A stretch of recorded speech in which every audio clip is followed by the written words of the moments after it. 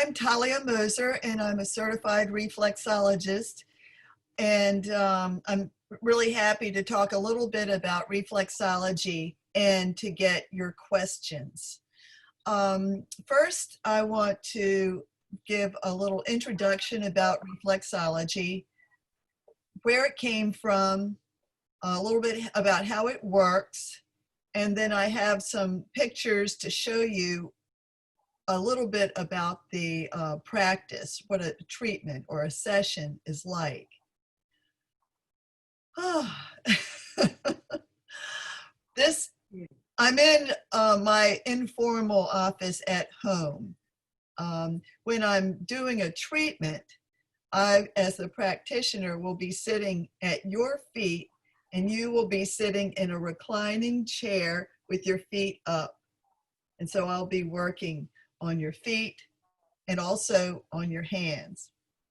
Okay, reflexology is an ancient healing art, and it was developed in various cultures centuries ago.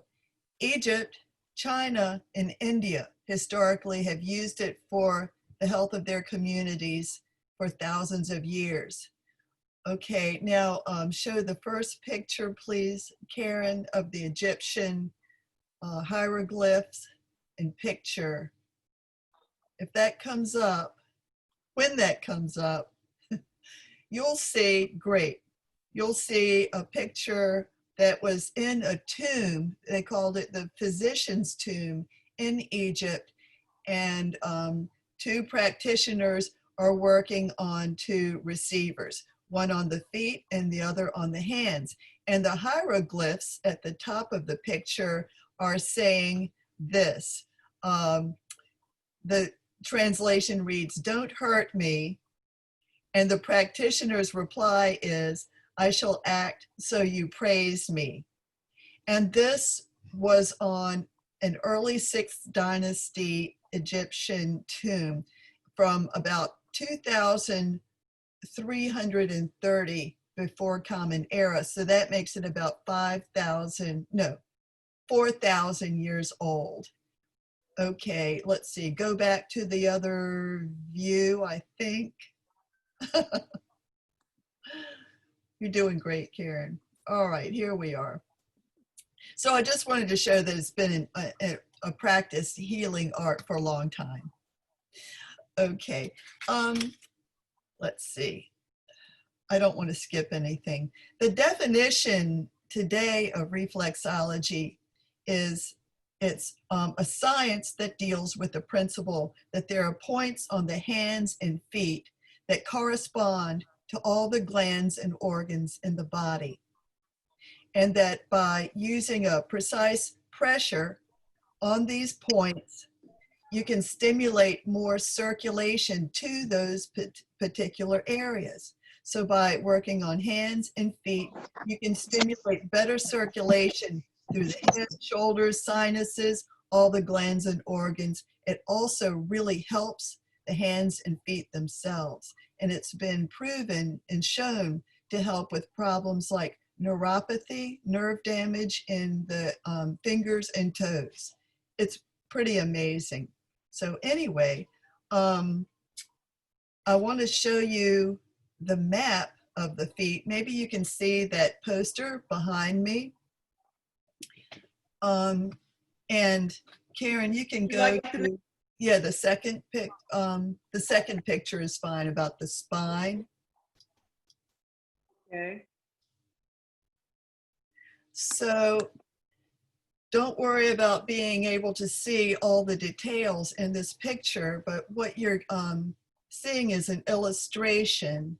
The next, yeah, there you go, is an illustration of a person standing to the side, and you can see on the right the spinal column, and what is coming out of that, these yellow and green lines, are nerves. The spinal column and the spinal cord send out nerves to innervate those glands and organs that you see lined up on the left-hand side. And everything is connected to the spinal cord. So in reflexology, I can press on the points for the spinal cord, which affects those afferent nerves, which also helps circulation and nerve supply to those glands and organs, where this is really important for those of us who've gone through a lot of stress or maybe stressed out. It's significant that we can help circulation to the brain, the diaphragm, the adrenal glands, and the abdomen, the large and small intestine. We understand from science today that trauma or emotional upset can stimulate the nervous system, and that effect can rest or lodge in glands and organs. It rests in the body. Trauma has a physiological effect that can last after the traumatic event and live in the body. So that is held as stored up energy, pent up energy. When you receive reflexology, the process helps to release that pent up energy. So the result is that you, the receiver, feel a feeling of relaxation, of a deep exhale, of transcending your body, going through your body to transcend it, relax your mind, and then go beyond that to a very restful state. Now, let's see, I'm just glancing at my notes so that I don't skip anything. You can see all the organs there. And so without getting too technical, let's go to the next image. Hold on. You're doing great. Of the foot. Okay. Yeah, there we go. Hold on. Uh-oh, where'd it go?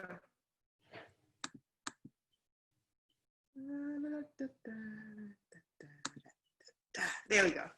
Yay. Very good.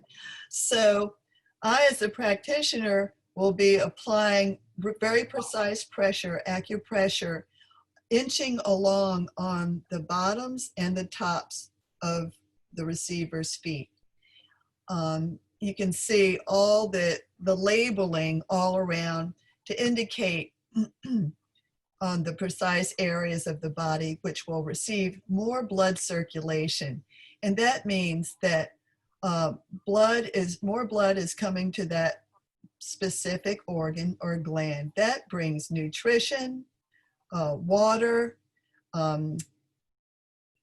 the molecules, the cells that destroy germs, etc. And it also takes away debris, metabolic debris that occurs naturally, dead cells, and it helps the lymphatic system, which also just sort of cleanses everything through the body, moves it through the kidneys and then out of the body. So it assists your body's natural processes. It assists. It doesn't make anything go into overdrive. There are only a few situations where reflexology is contraindicated. If there's a certain status or problem in a pregnancy, then you want to abstain from reflexology. If a person is very, very ill or elderly, it should be used very carefully without as much deep pressure, of course, on those points, just more lightly. As we know, just touch itself can be so restorative, calming, and we can do this on ourselves as well. But first, before we get too far along, I just want you to see this map of the foot and imagine that there's a person standing right at the center of this foot. The points on the toes have the reflexes for the head and neck, and the sinuses, eyes, the glands like the pituitary and the pineal gland. And at the base of the big toe points for the thyroid and parathyroid glands. So these are so important and vital to the excellent functioning of our organs and muscles. The endocrine system can be assisted here just with this pressure of your touch. Going further down on the foot into the ball of the foot, the metatarsal joints and that big padding that we love so much, it's the spring in our step. That the points for the heart and lungs are there, and out toward the joint of the baby toe, the points for the shoulders, your arms and hands and fingers. Coming further down in the arch are the points for the upper and lower abdomen. And so you can see that the left side, the left foot has the points for organs that are mostly resting on the left side of the body. The stomach, spleen, the left kidney and most of the pancreas, the left adrenal gland. And then on the right foot, for the right side, you see the bright red area for the liver, the gallbladder rests in there, and then the kidney, good, that yellow kidney bean with the little green bean over top of it, that's the adrenal gland. Good, you're doing a great job navigating there, Karen. And then on both feet, you see that brown area, and that represents the large and small intestine. And this area is very, in our bodies, is very sensitive to our emotions. You know how you can get butterflies in your tummy if you're nervous or anxious. And this is an important area to work to relieve constipation. So our emotions really are felt here. And science tells us that the same type of neurons that are in our brains are also, there's a system with those similar neurons in the gut, in the intestines. Let's see, okay, and so then below that figure of the feet are, you can see the smaller feet with points for the around the ankles, for the groin, the lymphatic system, and the hips.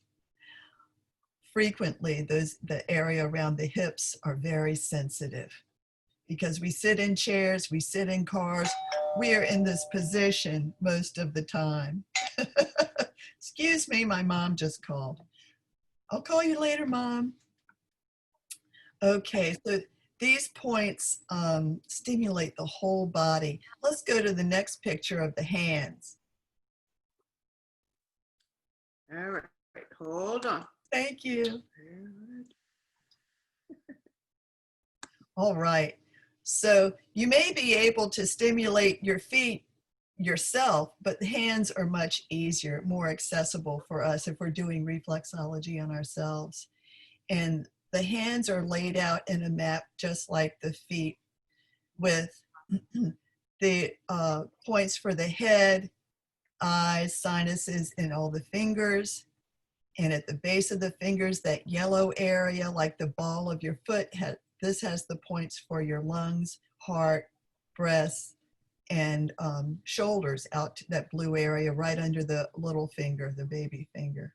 And then in the palm of each hand are the points representing the upper and lower abdomen. So all the same organs and glands that you could help in the feet, you can also help with your hands.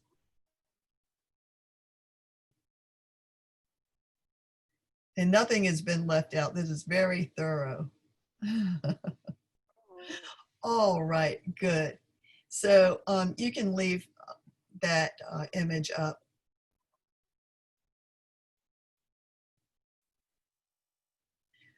One area I want to emphasize on both the feet and hands is the blue line going from the tip of the thumb down the side of the hand and across the base of the hand. Perfect, yeah, tracing there. That represents the spine, and which is going to help the spinal cord and the nerves that branch out from the spinal cord to innervate the rest of the body. So really important points to reflex on another person or on yourself are the spine, the solar plexus, the adrenals, and the brain. So you've already seen where the spine is on this hand image. For the brain, you would be pressing on points in the fingertips. On the very top, the tip top of each finger, and the ball of the, the last, from the last joint to the end. But don't worry about missing anything. If you just go all over it thoroughly, you'll definitely get all those points. And then for the solar plexus, that would be the blue line right below the yellow area of the lungs. Because the diaphragm and solar plexus there on both hands is a big muscle that is very sensitive to emotions, and it will tighten up when we are stressed out. What we want to do is help that area relax. That allows our breathing to become deeper, more thorough, more efficient, and at the same time, we'll feel a relaxing feeling through our heads, chest, neck, upper back. And another area that is really significant for stress are the adrenal glands. And you can see on the hand picture, it looks like a little green kidney bean. In this picture, you've got one on the left and one on the right. Frequently, when someone is very tired, stressed out, has been on the go for a long time, those areas in the hands and feet will be very tender, very tender. And that tenderness is the information that our hands and feet can give us about the status of our bodies inside. I mean, little things like glands. It's amazing. But the information is valuable because it's our body's asking us to adjust something, check in, get some rest, slow down, meditate, and just scan your body, do yoga, things like that that bring more awareness into what's going on right now. They're wonderful friends. And so congestion, fatigue, and healing from an injury or surgery or something, those are the main three things that can cause tenderness, super tenderness in the hands and feet. All right, now let's go to the next image. Thank you, Karen. All right, and you can see the layout for a session. Ideally, you, the receiver, will be lying in a reclining chair with your feet raised about heart height for you. And this is wonderful, relaxing to help defy gravity and move blood more easily back up from the extremities of your feet and legs up to the heart. And you can see that I'm pressing with my thumbs into the foot with my thumbs. And that area is proximal to the diaphragm and solar plexus area. So by pressing my thumbs in and out, it works like sort of a pumping action. You can do that more or less on yourself, on your foot, or in your hands, just using your thumb working across the base of those joints on your hand. All right, and then let's go to the next image. It's just one more of a session to show you sort of what to expect. Believe me, it doesn't, I've never had anyone complain that it tickles. Not yet, but you can see there that with the lower thumb, it's pressed into the area for the solar plexus. And a session usually lasts from 30 minutes to an hour, but you can do so much for someone else and for yourself too to help regulate emotions as a result of stress with just a few minutes of pressure on the points in the feet and hands.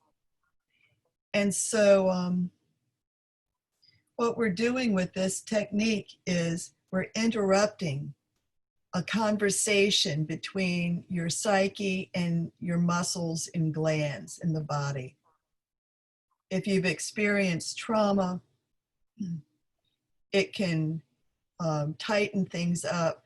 It can, the energy can get stuck, but with reflexology, we can help it release. And by interrupting that conversation of the memory of an event with its effect on the body, we can help your body and your psyche recover, rebalance, and recreate a better level of homeostasis, of health.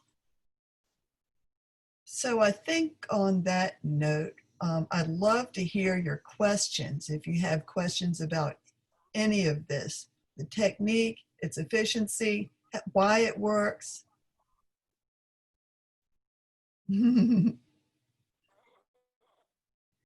I've been practicing this for about 20 years. I've lost count, but there's so many stories about what it's helped. I've learned so much about our physiology that I'm just in awe of how we're designed. And we learn more and more from science every year that just makes this so fascinating. And the more we understand it, the more we can use this technique to help us adjust to all the changes in our environment and in our lives. So let's see. Hi, Belinda. I can't think of anything else. Does anybody have any questions? Yeah, I have one, Talia. This area here. Yeah. And I have some arthritis, I think. This is just my self-diagnosis. And I wonder if you have arthritis in this area and you use the pressure points, does it affect the organs that you're supposedly stimulating here, or? Yes. So it's going to be helping your thumb, that joint, and the muscles all around it by increasing the circulation from your work right here. But also, the reflex points along here for from your thumb would stimulate circulation in the base of your neck, all the cervical vertebrae discs, and the nerves in the spinal cord there, the cervical and the cervical nerves that come out and innervate your head and shoulders and upper back, all that area. So yeah, right through here. Also, it would help circulation to your thyroid gland, and if it's your right hand, it would help the right parathyroid gland. Okay. As you come down, you'll help circulation to the thoracic spine and then the lumbar spine. Okay. But if you have arthritis in those areas, does it affect the circulation to, say, the cervical spine and the neck? Yes. Oh, I see. Does the arthritis affect this? Yeah, does it impede the circulation to those areas? No, I would say not. No. Mm-mm. Oh, good. Yes, I I understand. think that's what I had. Yeah. Okay. Yeah. It's very interesting. So,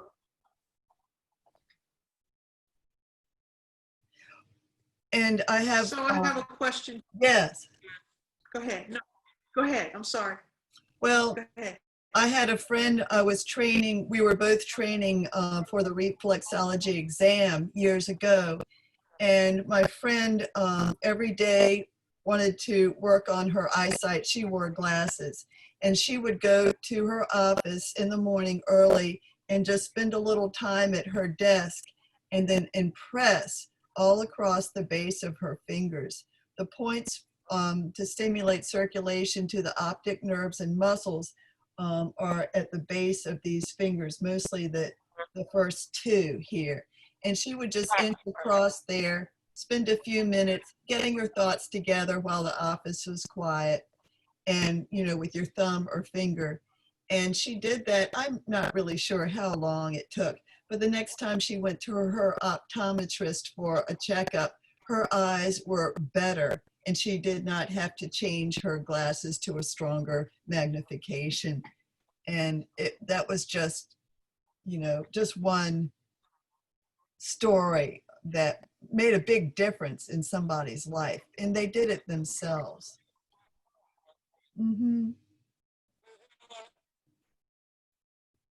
Karen, did you have a question? I do have a question. Anxiety. So I'll give an example. For someone with PTSD, I had to go to the post office, and I'm high risk for COVID. And I had my mask on, and I walk in, and I'm trying to fill out the form to send my paperwork off. And this lady is there with no mask, and she just keeps talking at me, and she keeps talking at me, and I move, and she comes and she's talking at me. My anxiety levels get about to here. And so I took my paperwork and I went to my car to finish filling it out there and come back into the post office, but the anxiety levels are still here.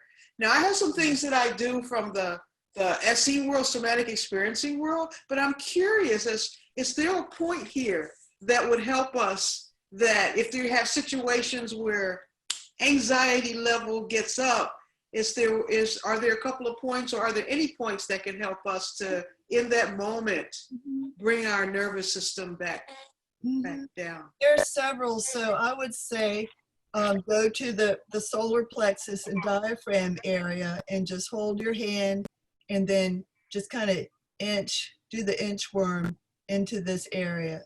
And you might feel a big exhale come from yourself. Also, there, different people have different favorite places. Another place is right in here for the adrenal gland. That might help to rebalance it, because it went into hyperactivity maybe when you were in that situation. Yeah. Okay. Cool. I think those are the best. There's another set of points that I think are really applicable or pertinent to anxiety and stress, especially from events in the past, and that would be the points for the limbic system. The limbic system are some fundamental components of our brains that have to do with memory storage, memories, emotions, and reactions. So sometimes, you know, we might get a little thing might, you know, explode into a big emotional reaction. Those points for the limbic system are in the top part of the finger, first going down. And I would think I would focus on the thumb. Each finger has them, the points, but the thumb is big, it's easy to work. And just like inch down the top of your thumb. Yeah. Got it. Both. Awesome. And then also those points are on the tops of both big toes. So that's another place. It's a little bit more subtle, maybe harder to reach, but will help us to release anxiety and make those feelings calm down, wash out. Great. Thank you.